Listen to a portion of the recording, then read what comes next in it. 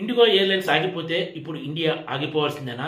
అందరి మధ్యలో మెదులుతున్న ప్రశ్న ఇదే. బాధ్యతతో కూడిన ప్రభుత్వం ఏదైనా కూడా అసలు ముందు సమస్య రాకుండానే చూసుకోవాలి. అంతేగాని సమస్య వచ్చిన తర్వాత ఆగా మేఘాల మీద మళ్ళీ దిద్దుబాటు చర్యలు చేపట్టడం వల్ల పెద్ద ఫలితం ఉండదని చెప్పొచ్చు.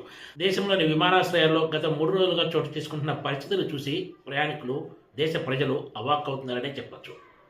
ఇదంతా చూసి ప్రపంచానికి భారత్ ఎలాంటి సంకేతాలు పంపుతుందో అర్థం కావటం లేదనే వ్యాఖ్యలు కూడా వినిపిస్తున్నాయి.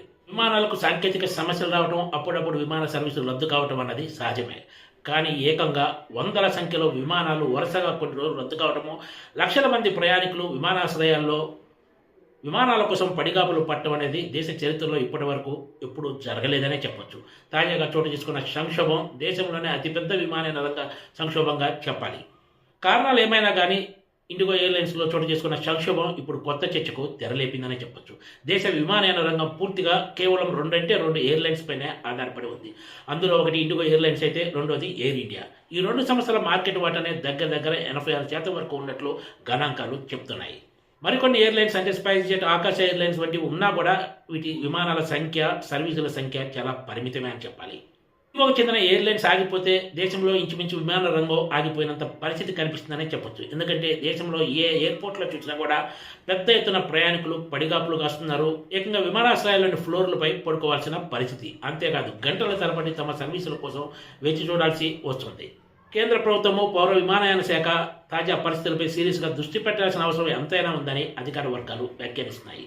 ఇండిగో ఎయిర్లైన్స్ దేశంలోనే అతిపెద్ద ఎయిర్లైన్స్గా ఉంది. ఈ కంపెనీ మార్కెట్ వాటానే దగ్గర 60% వరకు ఉంది. ఇండిగో తర్వాత 26% వాటాతోటి ఎయిర్ ఇండియా 2వ స్థానంలో నిలిచింది. ఒక మాటలో చెప్పాలంటే దేశీయ విమానయాన రంగాన్ని ఈ 2 సంస్థలే నడిపిస్తున్నాయని చెప్పొచ్చు. ప్రస్తుత పరిస్థితికి ఇండిగో ఎంత కారణమో ఈ మొత్తం వ్యవహారాలను పర్యవేక్షించాల్సిన director general of civil aviation డీజీసీఏతో పాటు పౌర విమానయాన శాఖ కూడా ఇందుకు బాధ్యత వహించాల్సి ఉందనే విమర్శలు వినిపిస్తున్నాయి.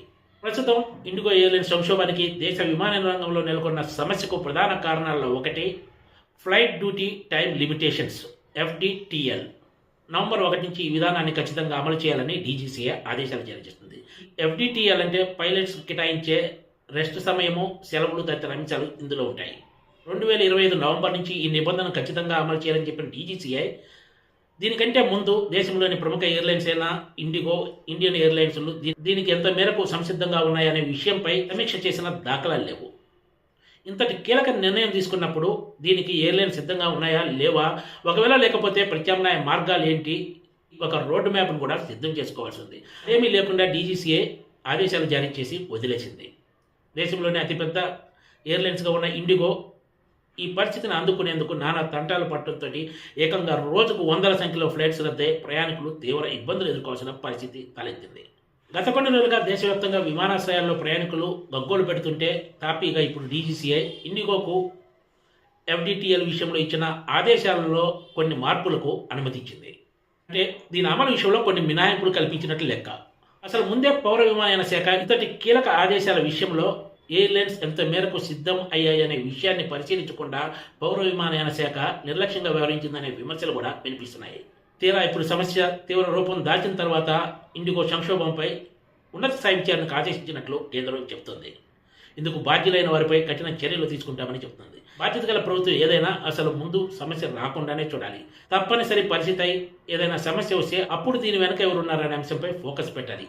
కానీ అత్యంత కీలకమైన FDTL విషయంలో అటు డీజీసీఐ, ఇటు పౌర విమానయాన శాఖ నిర్లక్ష్యంగా వ్యవహరించాయనే విమర్శలు వినిపిస్తున్నాయి.